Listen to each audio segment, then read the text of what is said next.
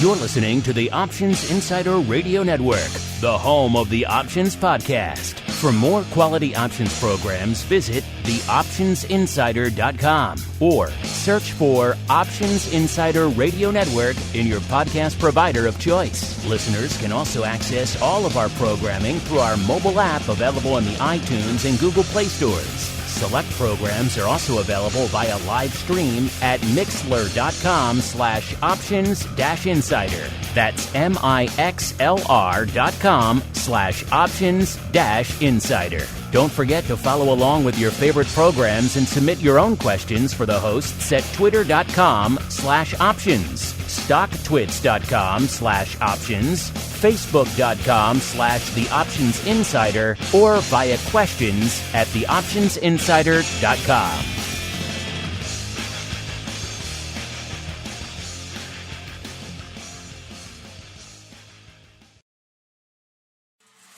Welcome to Volatility Views, the premier program for volatility traders. Each week, we'll take a deep dive into the world of volatility with in-depth analysis, trading activity reviews, strategy breakdowns, cutting-edge education, and much more. We'll also bring you exclusive conversations with the traders, researchers, and asset managers who are reshaping the volatility landscape. If it involves volatility, then you'll find it on Volatility Views.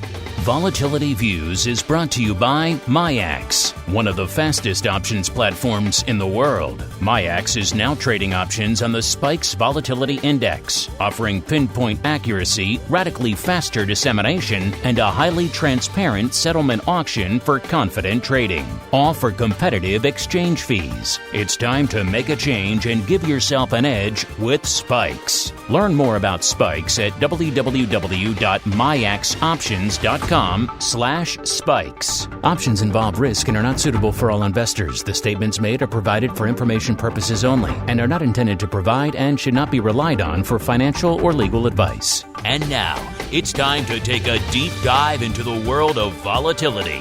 It's time for Volatility Views. All right, everybody, that music means it is Friday. It is 1 p.m. Central, 2 p.m. Eastern. It is time, once again, for Volatility Views, the premier program for volatility traders. My name is Mark Longo from theoptionsinsider.com, as well as, of course, from this fine network upon which you're listening to this program right now. First off, if you're just listening to Vol Views, make sure you head on over, upgrade to the full kit and caboodle. I know most of you have, but if you haven't, what are you waiting for? There's about a dozen shows there. If you can sink your teeth into something hitting you every day, usually multiple shows per day out there. We'll keep you busy. We'll keep you engaged. We'll keep you informed out there with options content. If you like what you hear, make sure you leave a review on your platform of choice so other folks can continue to discover this fine network. Folks have been flocking en masse over the last few months. We want to continue that as folks. This is a time when people need a little bit of informed content in their lives. So keep those reviews coming. Keep those questions coming as well. We do love to hear from you guys. And let's see who we're going to hear from on the show today. First off, joining me once again, holding down the MIAX hot seat. It's been a little while since he's been on the program. Our old friend, Mr. Shelly Brown, the Executive Vice President over there at MIAX. Shelly, welcome back to Volatility Views, sir. It has been too long. Hey, Mark, thanks for having me back. I appreciate it. Well, we had to clear some things around in our schedule, but we made it happen. Just for you, Shelly. Yeah, just for you. I'm sorry I missed your 400th show a few weeks ago. I was traveling up in the great North Woods doing some fishing. Oh, you're a smart man then. Get the heck out of Dodge. I envy you here as I haven't had a chance to really do the escape from civilization trade yet, but I'm looking into it maybe in the near future. Take a little bit of a break from the madness that is the maelstrom of downtown Chicago out there. And also joining us from the hinterlands of Chicago, a.k.a. Riverside. I do believe that's where he's beaming in from. Maybe from parts unknown. We'll find out. He is the greasiest of meatballs, Mr. Mark SEBASTIAN from OptionPit.com by way of Carmen Line Capital. Mr. Meatball, welcome back to the program to you as well. Yeah, it's great. I'm coming to you from Illinois Route 83, currently looking at the water sign from Elmhurst, Illinois, which is one of the great, wonderful suburbs of Chicago, because there is a person currently walking around my house deciding whether they want to buy it or not. Good times. Then you get to hop on a truck and schlep on down to the 120-degree temperatures of Austin, Texas. So enjoy all of that there, sir. And also joining us, I do believe, from the hinterlands of Chicago, somewhere out in the burbs, our old friend Mr. Russell Rhoads, now holding down his hat over there at EQ Derivatives. Mr. Rhoads, welcome back to Volatility Views to you as well, sir. I am absolutely thrilled to be here. In fact, I'm within a stone's throw of Route 83, but a little bit south of where Mark is. Mark, if you could run through Portillo's for me, that would be freaking awesome. Would you send some my way in Jersey, please? You know what's funny is I literally just had drive-through Portillo's. We're leaving the parking lot from the Portillo's right now in Elmhurst. And I literally was there eating Portillo's. My kids are sharing a milkshake as we speak. Those cake shakes. That is so funny. Get it while you can. Russell knows exactly where I am. So I love Elmhurst. It's awesome. If you don't know Portillo's, listeners, it's a Chicago institution. I think it has spread out a bit. I think there are a few in California now as well, but it's mostly Chicago. Hot dogs and a uniquely Chicago creation known as Italian beef, which if you don't know what that is, look it up. The Chicago Italian beef kicks butt at any Philly cheesesteak. Trust me. I concur. It's going to be fighting words for our fans in Philly as we head on into the Volatility Review. It's time to break down the latest developments in the volatility trading world. It's time for the Volatility Review.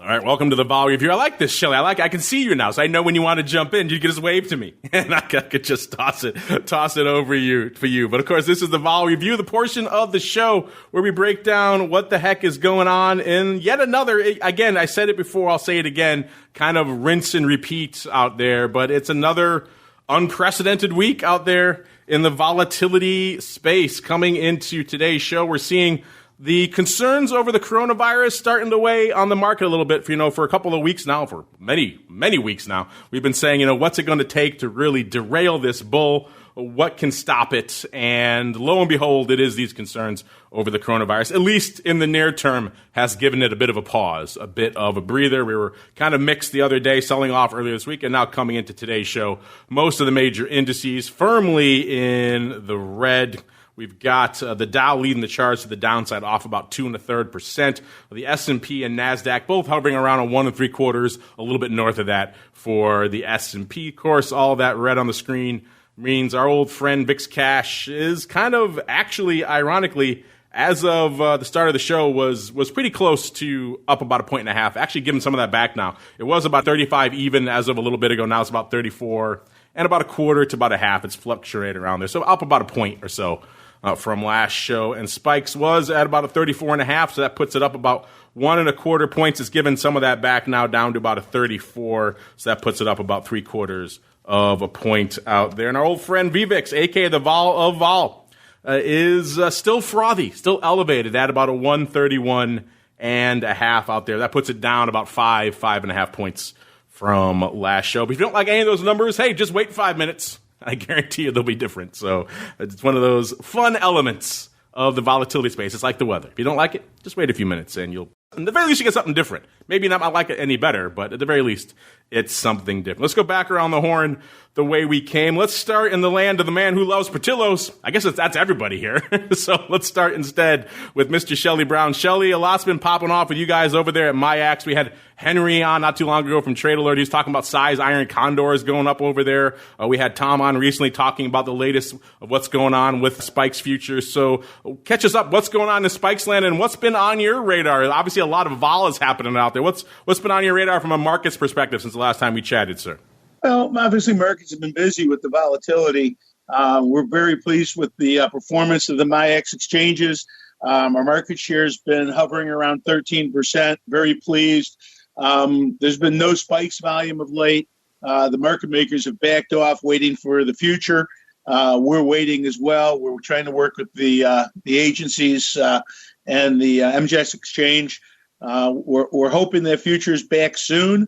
I would have thought it would have been back already, but it's not. But it's week to week, and fingers crossed it'll be back soon. And I asked this for Tom and indeed for John when he was on recently. Obviously, these are not ideal times for going down to DC and get product approvals. There's a lot of other competing agendas afoot out there. There's obviously things that have to be done right now from a global and indeed a pandemic perspective. What's it like from your perspective trying to get a new product, not even approved, reapproved in this environment, Shelley? Well, it's difficult. I mean, the commission's obviously occupied with the macro markets, and they should be. They're doing the right thing.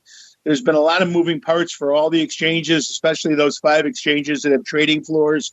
I commend those exchanges and the commissions, the way they handled the transition from closing the floors, trying to adopt rules that would work in electronic markets to codify things that happen in electronic or in the floor markets, and then revising those rules for flipping back to at least partial trading floor operations. I think everyone's done a tremendous job, given how quickly this transition had to be made. That being said, it's actually helped us in some sense because there are some things we'd like to do in spikes once we have the future back up that we'd need to codify, and SIBO led the way in how to codify those hybrid rules. So it's been interesting. We've done a lot of work with the commission. Hopefully, as I said, we'll have something sooner rather than later, but it's been a challenge.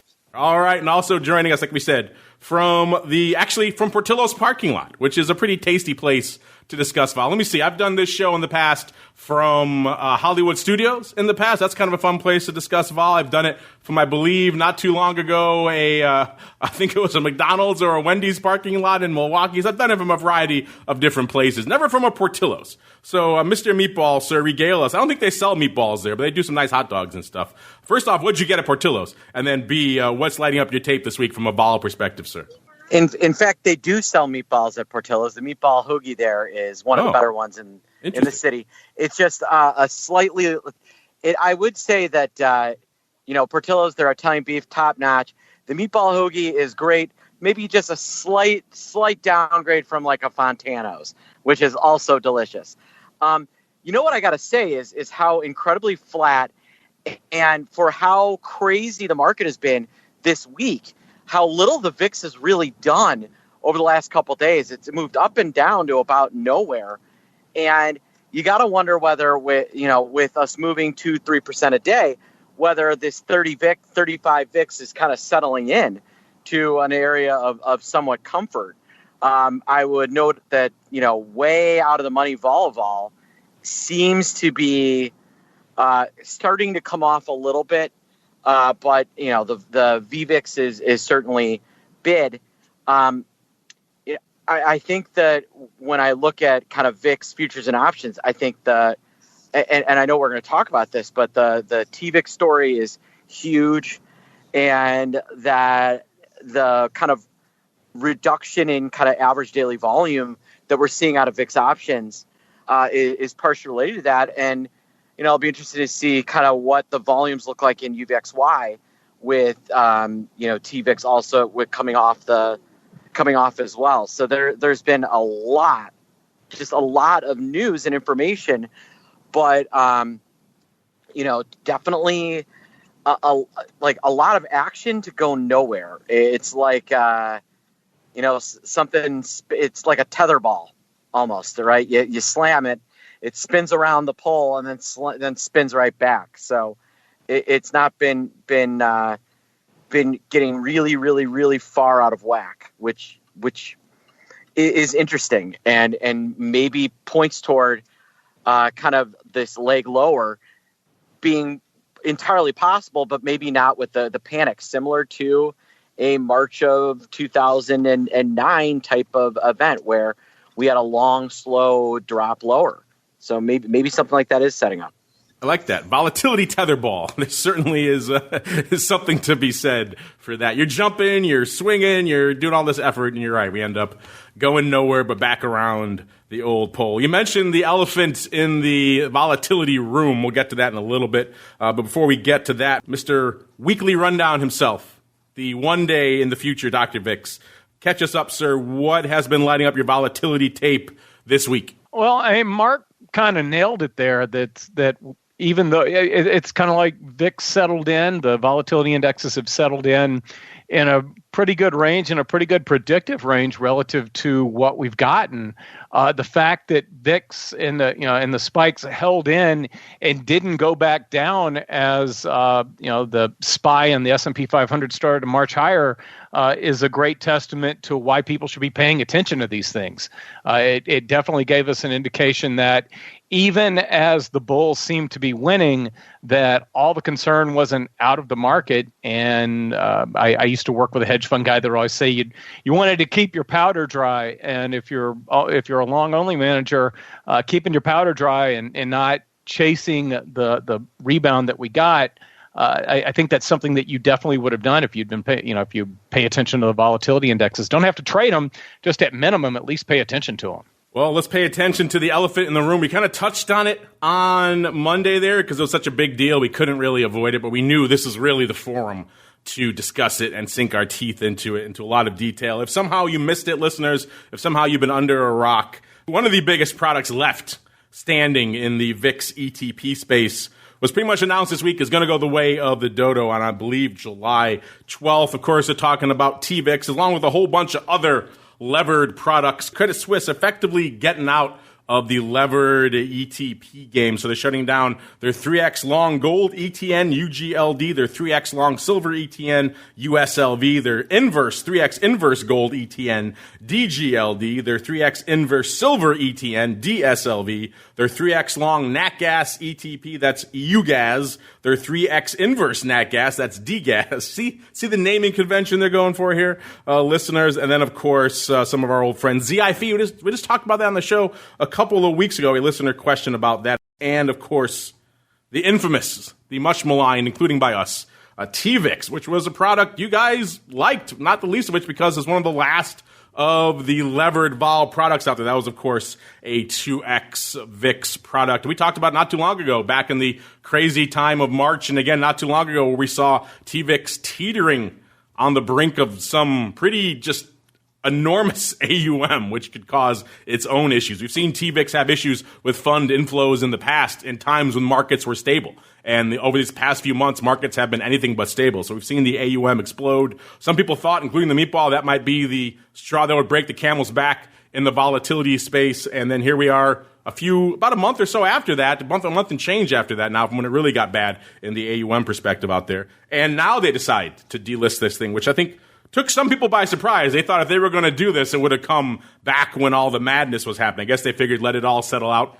And then finally, this is not worth it. So if you're paying attention in the VIX levered ETP space, or not just levered, inverse, we've had Barclays getting the heck out of Dodge first with XIV, not so much all of their own choosing, but a lot of it. And then now Credit Suisse deciding to just get the heck out of Dodge completely. Maybe go back around the horn again. Shelly, let's start with you. I'm curious. You're obviously in the vol products game. TVIX was an interesting, somewhat controversial beast. A lot of people traded it because it was kind of the only game in town left, but it had a lot of problems, as we talked about many times. What are your thoughts on maybe TVIX, if you have them, and then more importantly, maybe Credit Suisse getting the heck out of the levered ETN space, sir?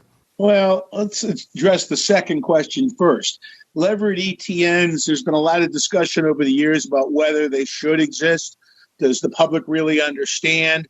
You have options on these products, so you're leveraging leverage.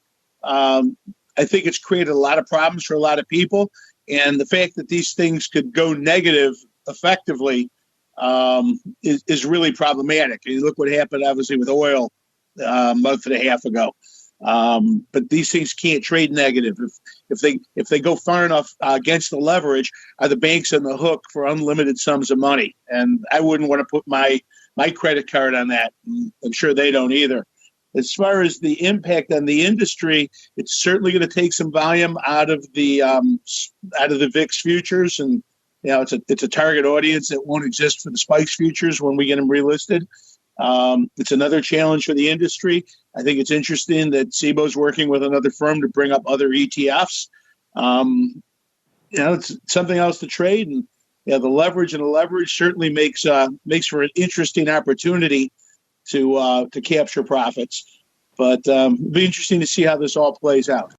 Yeah, I'm actually not surprised SEBO would work with some of the levered groups to bring these out. So the volatility share guys, I think they were on 6 months ago, maybe, Mark. We just had Jim Carroll on, and he's part of that Toroso Advisors, which is also part of this new product here. Oh, okay. Well, there you go. Yeah, they're they're trying to get SVIX out, and then they're trying to get, which it would be basically kind of an XIV clone. They think they're solving some of the TAS issues, and it sounds like they're going to kind of do something similar with a TVIX clone. Although, again, same thing. They're going to try and reduce some of the risks. And yeah, if you look at, and I think Chris Cole said this, another former guest that we've had, that in 2012, TVIX absolutely went off the rails and completely screwed up the market, had a giant dislocation. And then in 2020, we almost had a reverse volpocalypse, a volplosion on TVIX, where because volatility backed off a lot in a certain day, if it had come off not very much more, you could have seen TVIX eat itself down the same way XIV ate itself down as money was coming out of it, as its theoretical AUM kind of had to drop. And I think that was enough for Credit Suisse. And then you add in oil. And to their credit, the one thing I will say that's nice relative to maybe what happened with XIV, at least they're doing it at a time where they're not, going out and damaging and screwing customers, which was not really the case with, ProShares, who I think still is in the middle of going to end up with some litigation issues. And I'll be interested to see what the volatility shares guys have in place in terms of how they want to manage the levered TVIX. In the meantime, TVIX losses, UVXY's gain, I would expect us to see a decent amount of volume uptick in UVXY, as that's now the only levered game in town. And we'll see whether there's a little more trading in the options themselves of UVXY. One note, and I know Shelly probably doesn't want to comment on this, but if you follow SEBO, which is an kind of an equity way of trading VIX, it kind of got hit in the head this week, and the reason being is that with TVIX going away, that is going to affect VIX futures volume, which in turn is going to affect VIX options volume. All those swap contracts go away, which also is going to reduce VIX options volume. And, this is a definite near dated. Who would have thought that you would see less than 300,000 contracts a day in the VIX complex when the VIX is 33? And it took all of these factors kind of coming together for that to happen. Now, that's probably not going to stay that way. There will be people that come in and are able to trade this thing, and there will be a reason to get back in. But I know this sounds kind of crazy intuitively, but I don't know that anybody is rooting harder for the VIX to go back to, maybe 18 or 17 than the SEBO, so that some of these big hedging firms can step in and start using the product. Because, when the VIX is in the 30s, the S&P 500 becomes, in my opinion, the better hedge than the volatility complex. And so there's a lot of ripples that come out from what's going on. Now, on a kind of entirely different note, I want to remind me at the end of the show to give SEBO a pretty nice plug on the way they've thrown their weight behind the Greenwood project, because long term VIX is going to be fine, but it's definitely at a short term low point. Yeah, a lot to unpack there. You kind of touched on as well. The other wrinkle in this story of Credit Suisse getting the heck out of Dodge and the death of TVIX. We talked before, a lot of you had questions about SVIX, which is the proposed XIV replacement from the volatility shares. Well, those guys deciding, hey, TVIX is gone. Let's dive into that fray as well, maybe with some urging/prompting from the SIBO as well, because they filed now for a new product's going to be their 2X VIX short-term ETP as well. They're going a couple of different routes from it. The ETN was, of course, TVIX. This new one, it's going to be an ETF. That's the first big change. A lot of people had problems with the fact that TVIX was a note that made it difficult to option and everything else like that. Hopefully the fact that this is an ETF will mean it is optionable. But now this startup effectively diving into the fray, trying to replace Barclays with XIV and now trying to replace Credit Suisse with TVIX, which is an interesting space to be in, to say the least. But Mr. Rhodes, I wanted to have you on as well because I know you were lamenting this earlier in the week because you were saying you just finished submitting your draft of your book, which of course broke down the volatility space in a lot of great detail. And now here we go. And the space got entirely thrown out of whack this week. So first off, give us your thoughts, catch us up on, you just did all this work and now the vol space looks completely different a few days later. So give us your thoughts there in the death of TVIX. And then B, what do you think about volatility shares diving in, not just to XIV now, but also potentially for TVIX as well, sir? Well, first off, I submitted the VIX Traders Handbook late Sunday night to my publisher who's over in London, so he was getting it Monday morning. By the way, next time you do that, give me a heads up ahead of time so I'll know to put on some size trades, because I know something crazy is going to happen the second you submit that. Something's going to happen. So because it's a great indicator. Last time, the day after I submitted that first VIX book 10 years ago, they reverse split VXX the next day. So I got to do the exact same thing. So yes, I will let you know in 10 years if I ever write another book, because I think I'm done with that stuff. And Shelley, just so you know, there's a great section on the spikes in that new book. So I'm giving you guys some love there as well. Thank you. My funny feeling is, like next week when my publisher comes back to me and says that asks if anything else has changed, that you're gonna have futures on spikes, and I'm just gonna give up. So, but as far as the TVIX thing goes, I actually, and I'm not just putting a spin on this because they're my former employer. If we get the ETF approved in place of the ETN that's going away. One of the things a lot of people don't take into account is when you got an ETN, that does not mean that they have to trade the futures on the underlying. They have to replicate a strategy that owns the futures, but the ETN guys can easily use swaps or some other products to hedge their risk that goes along with the ETN. So that's not automatically, ETNs do not automatically create VIX futures volumes. You know what does?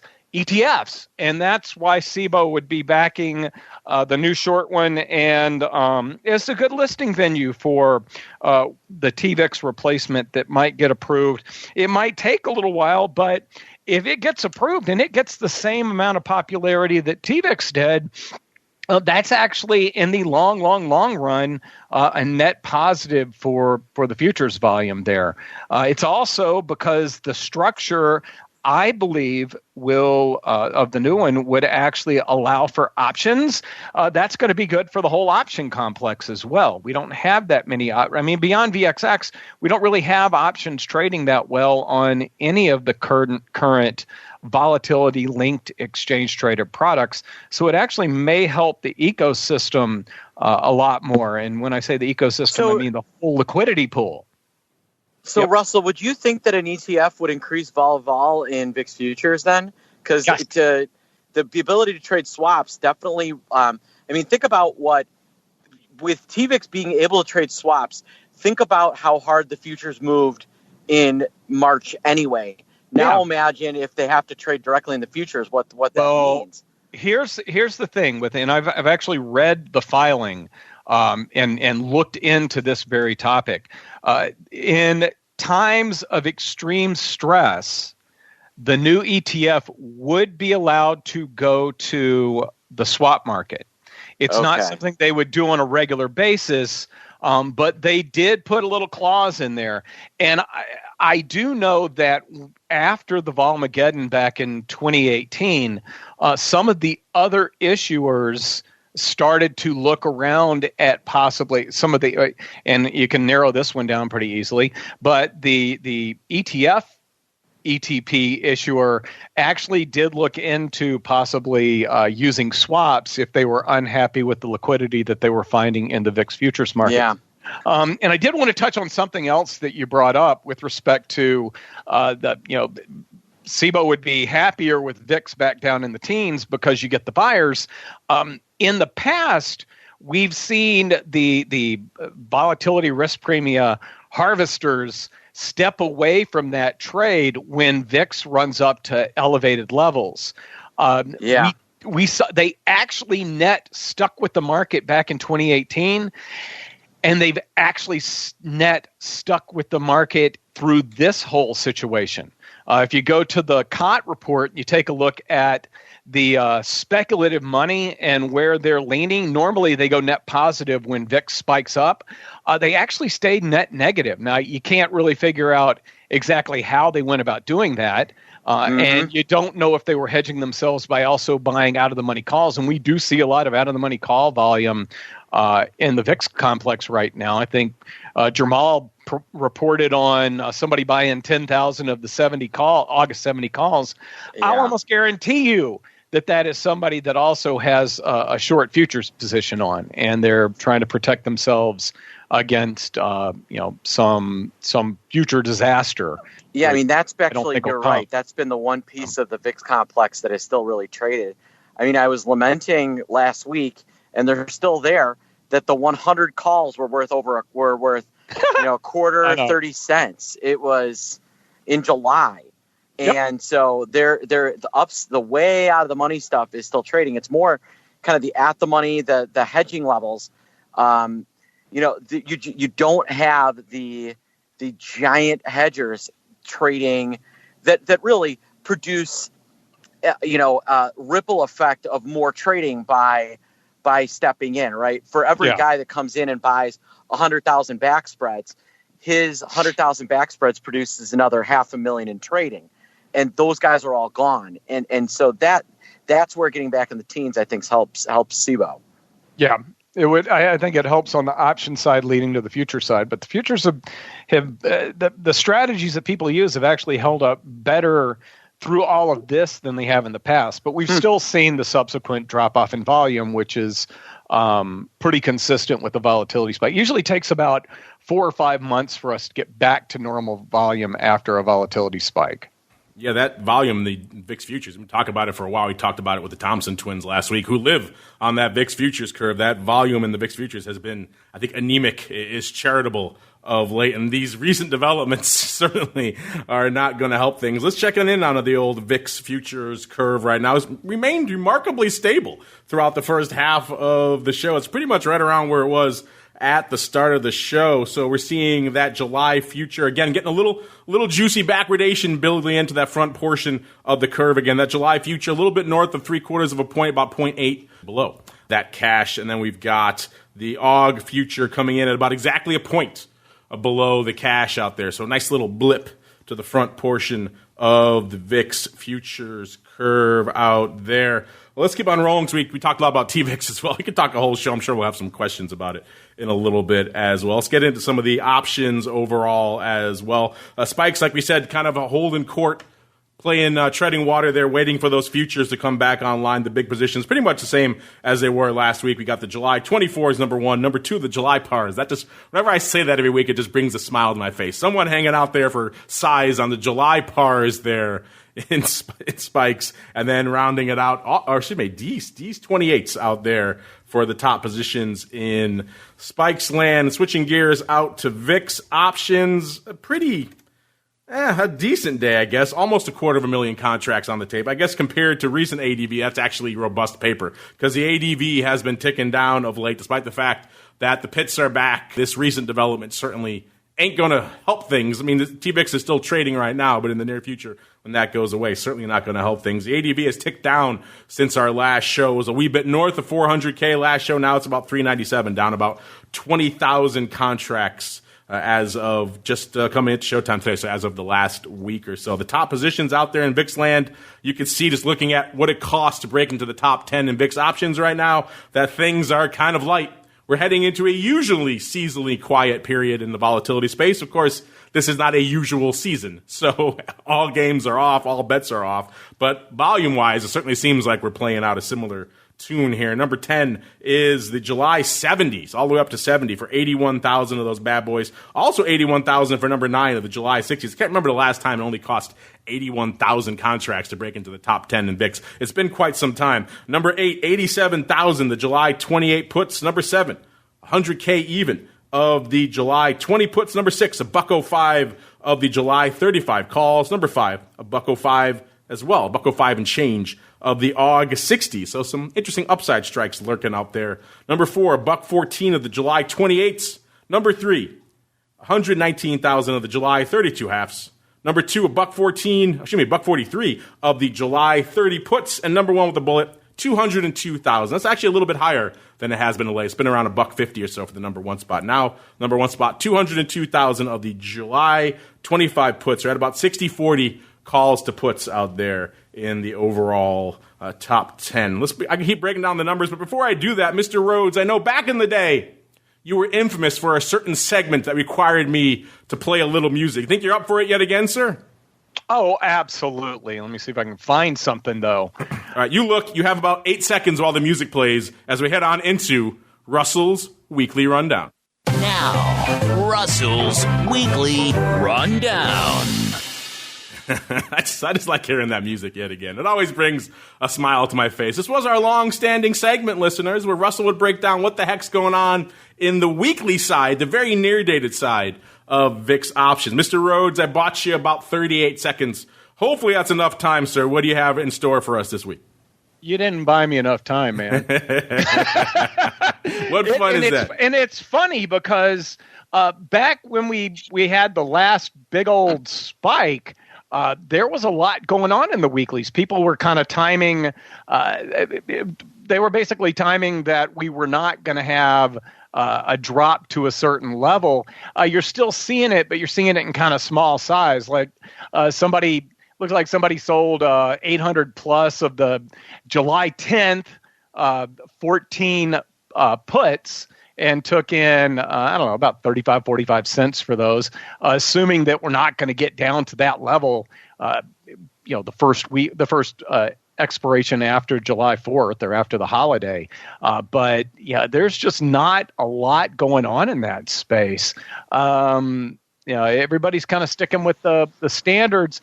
I have a funny feeling if we remain at the high levels that we're at right now and we get past that holiday weekend, that you might see a little bit more of a pickup in what's going on in that space.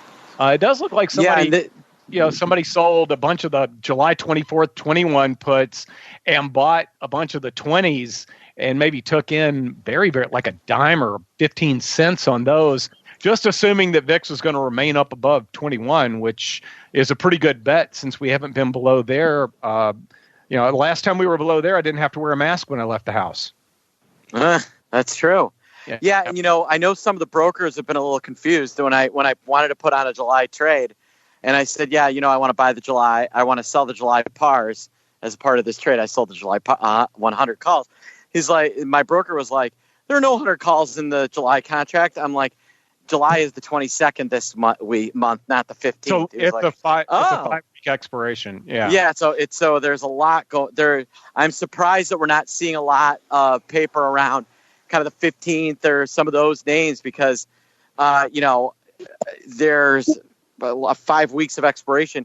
And actually, Russell, I kind of like that premium collection. That's an interesting way of kind of doing if you want to sell, an interesting trade would be to sell kind of way out of the money puts in SPY since we're vol so high, and then quote unquote hedge it by selling way out of the money SPX or VIX puts to or spikes puts to take some premium in against that and use that as your kind of a quasi long hedge. You could even do like a little risk reversal-y thing against it or something like that. I didn't. That's really good juice for those puts. I got to be honest. So you ended up doing that vertical, Mark. We were talking about it last week, and I think it sounded like those pars were too tempting. What'd you get, like 30 cents for them, something like that? Yeah. I've sold. I did the 50 100 call spread for like $1.70. To me, is a really with a month to go, and us trading around 35 is a really inexpensive hedge. And is really just allows me to do so much.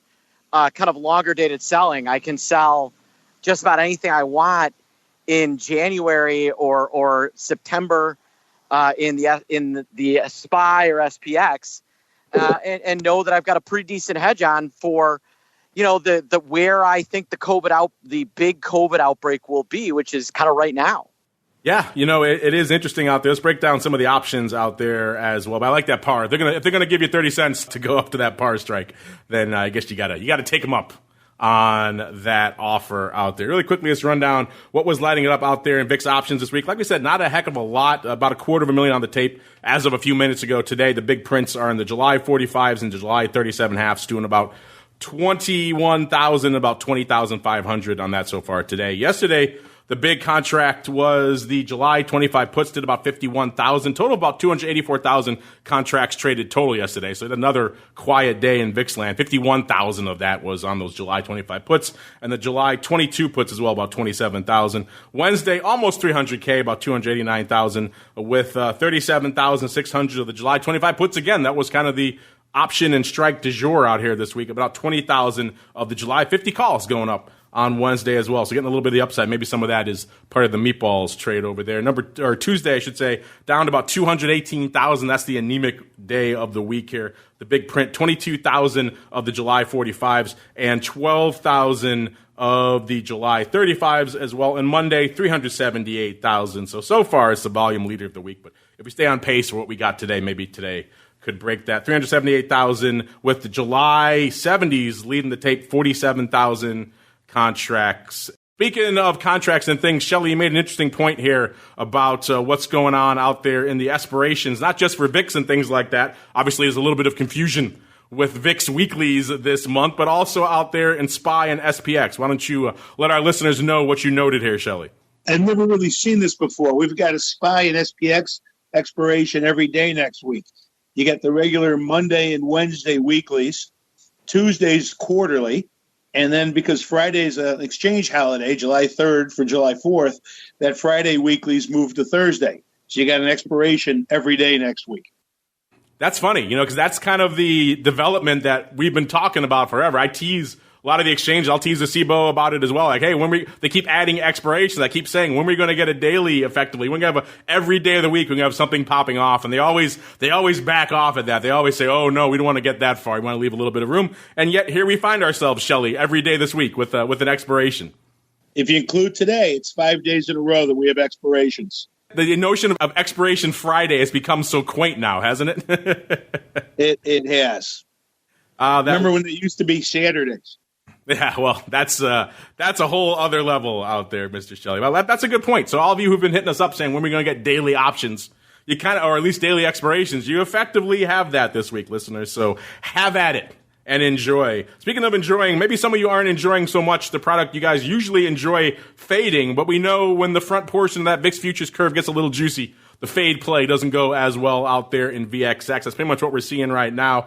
Start of the show was actually exactly unched from last week. It was at 36.75. Now come into the latter portion of the show. It's up about 0.75 of a point, right around 37.5. That kind of reflects what we're seeing out there in the VIX futures and in the vol space in general. A little bit of that juice is translating into no more erosion, at least for today out here in VXX land. Decent paper on the tape coming into the start of the show. There was about 133,000 contracts on the tape in VXX land. The ADV now is about 233. That's jumped up to about 177,000. So it seems like it'll probably surpass that ADV.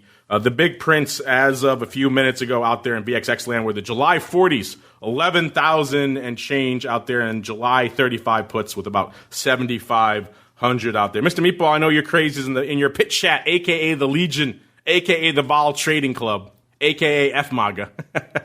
They like themselves a little bit of VXX. Anything lighting up their tapes this week, sir? Yeah, I was, again, looking at the July 2nd, my birthday, 37.5 straddle, about $5 when you look at how much double X has been moving. The double X, by the way, that's trader speak for VXX. How much double X has been moving this week.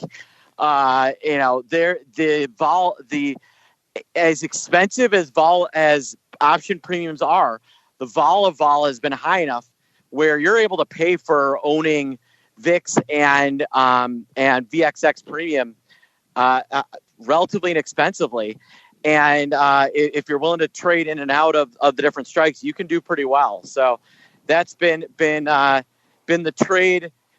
What I like to say is the trade du jour of the day. Yes, the trade du jour of the day. So there's a little restaurant down near me just opened up called Francois Frankie, and it always cracks me up. It's like Frank. So trade du jour of the day. In a similar vein out there, let's look really quickly, hit up some of the top positions out. Usually I do a top 5 in VXX, but you got to go all the way out to number 9 to find the first and only call in the top 10 out here in VXX land today. It's the Jan 25. There's 16,000 of those. Everything else in the top 10 right now in VXX listeners is puts, topped out again by that put spread that's still on out there. Number 2, 96,000, almost 97,000 of the AUG 30 puts, and number 1, $1.05 of the AUG 22 puts. That's the guy, of course, who rolled, I believe, in the July 35 puts not too long ago, now put on this size put spread, and yet again another week where it stubbornly refuses to go his way. But he's done all right in his rolling, so maybe if he had waited a little bit on those July 35 puts, done a little bit better, but hindsight, always 2020. We'll see how this put spread fares. If the vol, at least in the near term, is what it's showing, maybe not so much here this week. But yeah, all puts pretty much all the time out there in VXX land. Maybe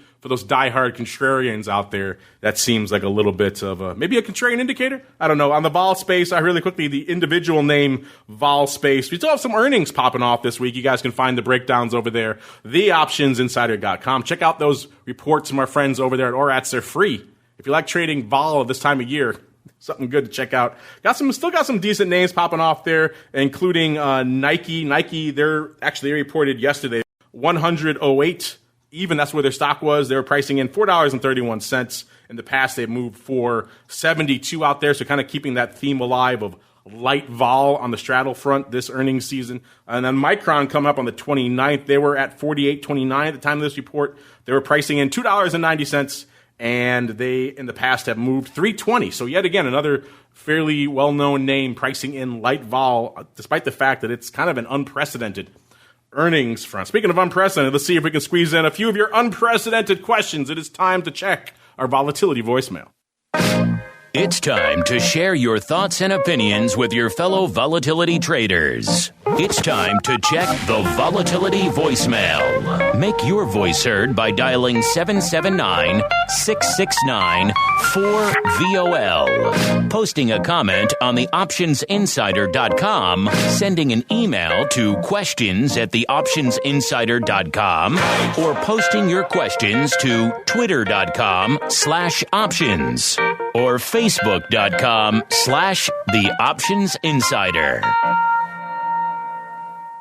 All right, let's see how many of you we can squeeze on really quickly. Looking at the live chat. Live chat always gets bumped up first. We got our old friend, Mr. Mark Brandt, in there. Said he left Tasty Trade Live to come join us today. Well, a good choice there. We like those guys, but this is Vol Views is kind of its own beast. There's nothing else really like it out there. So if you like your Vol fix, you got to tune in with us. If you want it directly in your ear holes, you got to tune in live on Fridays. Otherwise, we like you coming after the fact as well. We know a lot of you do that as well, but you got to get it live in your ear holes if you want it, that immediate fix. He also says he sold a ton of 303, 304 call spreads expiring today in SPY. He said the action around those strikes is heavy. Well, yeah, it doesn't surprise me. We're seeing some interesting stuff out there today, I think, to put it mildly out there. So hot and heavy. I'll have to dive into those strikes here after the show and see how we're doing out here. Really quickly, this one from Mel, Mr. Meatball. We just had the Thompson twins on the show last week. This Mel wants to know, what's the ticker again for, I like what he calls it, the Mullet and Tulum Volatility Fund. So, Mr. Meatball,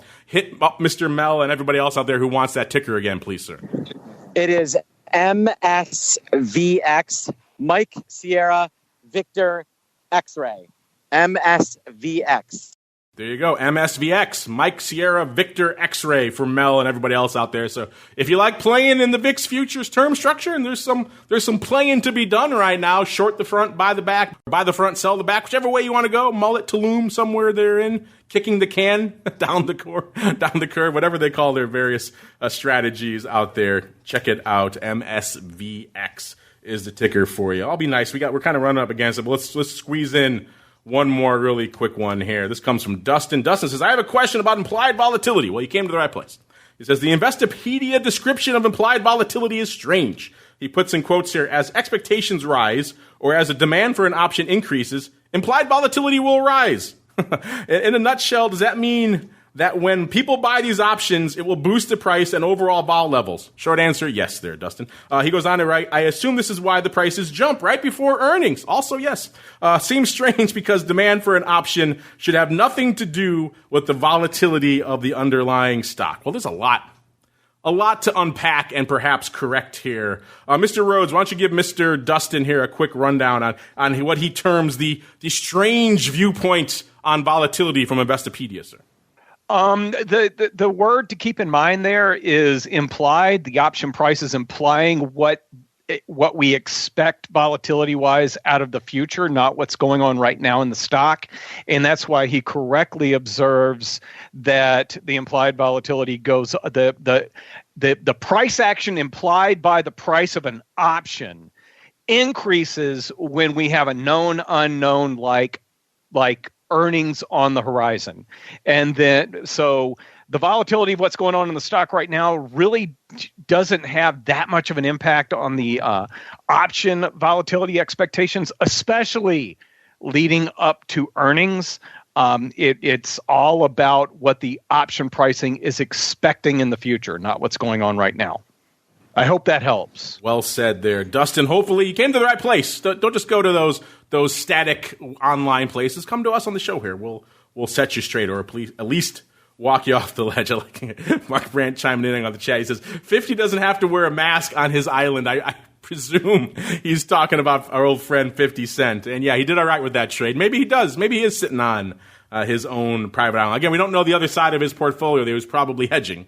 So maybe that one took a pretty big hit, but still, I'm okay with the mental image of 50 Cent hanging out on his private island, sans mask. It's time to peer into the future and reveal what the volatility gods hold in store. It's time to look into the crystal ball. All right, everybody, it's that time of the show. I know you've all been waiting for it. The time where we peer into the future and to see what the vol gods hold in store for us. We had quite a broad market last week, which made it kind of fun.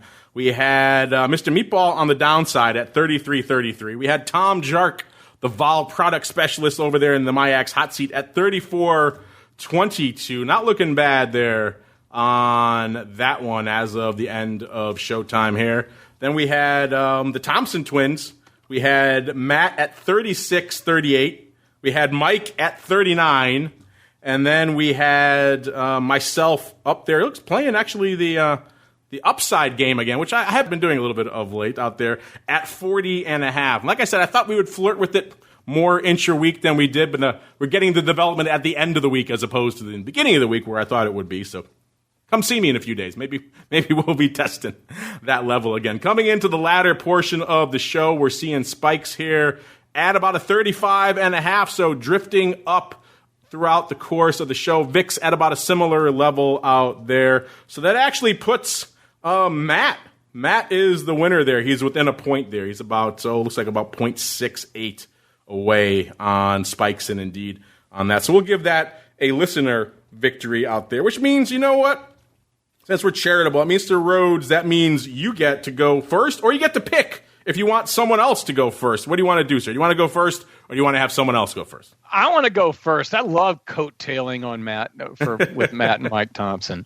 And I like that my favorite of the Thompsons actually wins. And Just kidding. He's really everybody's favorite. You're dead. I know. I like them equally. Every time, whenever we hit Pages in Hinsdale for breakfast, which is a periodic get together, I enjoy their company equally. I love Pages. There's another great restaurant. Pages in Hinsdale. You cannot go wrong, folks. You cannot. Really, really good corned beef hash.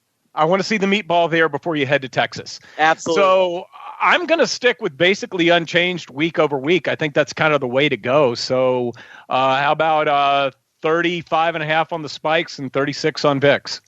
All right, 35.5 on spikes and then a 36 on VIX. And then Mr. Meatball, you were the next closest, so you get to go next, sir.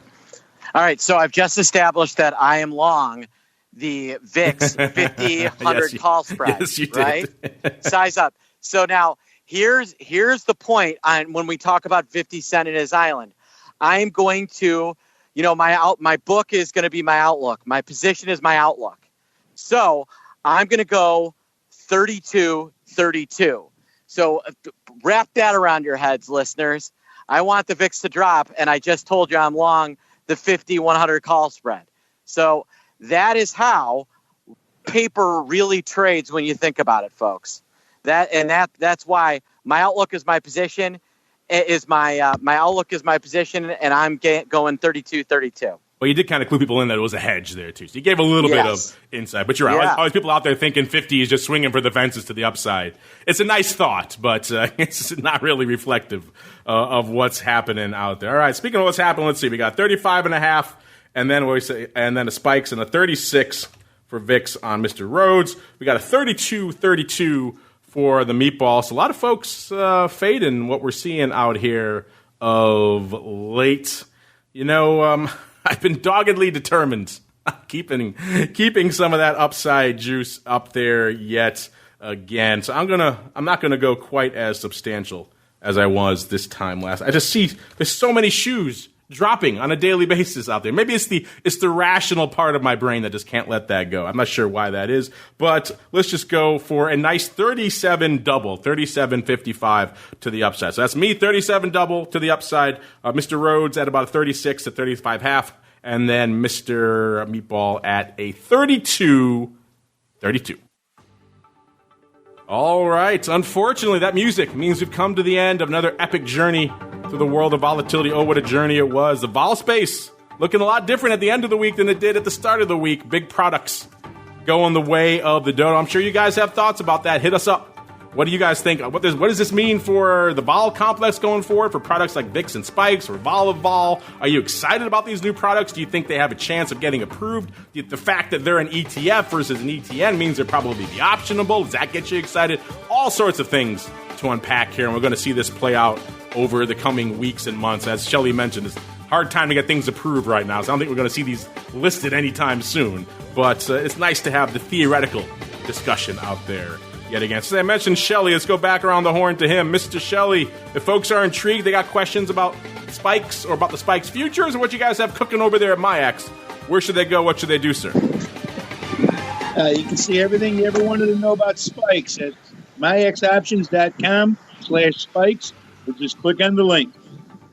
There you go, MIAXoptions.com/spikes. They got a cool little video up there, a nice cool little video explaining all things Spikes. They got some market data, if you're into such things, press releases, links to a cool show called Volatility Views, and a lot more. Check it out, MIAXoptions.com/spikes. And Mr. Rhodes, sir, where can folks come check out your latest handiwork in the world of options? And also, when can they expect this VIX books to be rewritten and published, sir? There's no more rewriting, man. I'm done with that. September, October is what I'm thinking will be with the book. We kept pushing it out because we wanted to write a little bit about what happened this year in the marketplace as well. But I finally had to put a deadline on all of that. And then I'm at EQ Derivatives now. I'm enjoying my new spot. doing a little bit more digging into how to putting strategies out there every once in a while, working on a really cool risk harvesting strategy with SPY options during the program today, and I think it came up with something cool. So eqderivatives.com is where I can be found, or just on Twitter is probably the easiest place to find me. On Twitter, at Mr. Russell Rhoads. Remember, he spells it funky out there. Not the road, your typical driving road, not the roads, the island. RHOADS. Check him out over there on the Twitter machines. Probably the easiest place to go. And last, but certainly not least, even though he will argue sometimes that he is the least, he is the greasiest of meatballs. I think he has finished off his Portillos now. Mr. Meatball, if folks they want to check out the Trading Legion, the Pit Chat, the Vol Trading Club, get the newsletter, all that good stuff, where should they go? What should they do? Yes, I'm now coming to you back from beautiful Riverside, Illinois, overlooking the Des Plaines River.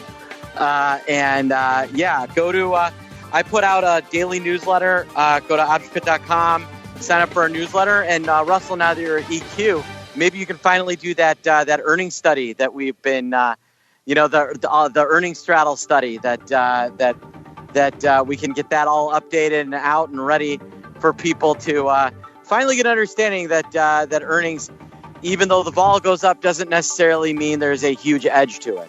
So I appreciate all the work that you're doing and that we're doing on Spikes and our listeners. And go to optionpit.com and you get that amazing Mark Sebastian content every day if you sign up for our newsletters.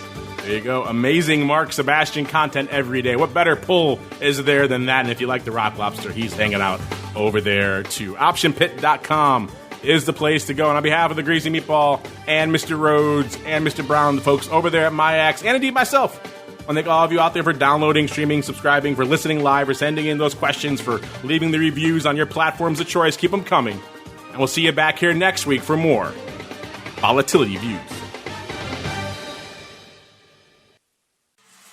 Volatility Views is brought to you by MIAX, one of the fastest options platforms in the world. MIAX is now trading options on the Spikes Volatility Index, offering pinpoint accuracy, radically faster dissemination, and a highly transparent settlement auction for confident trading, all for competitive exchange fees. It's time to make a change and give yourself an edge with Spikes. Learn more about Spikes at www.miaxoptions.com/spikes. Options involve risk and are not suitable for all investors. The statements made are provided for information purposes only and are not intended to provide and should not be relied on for financial or legal advice.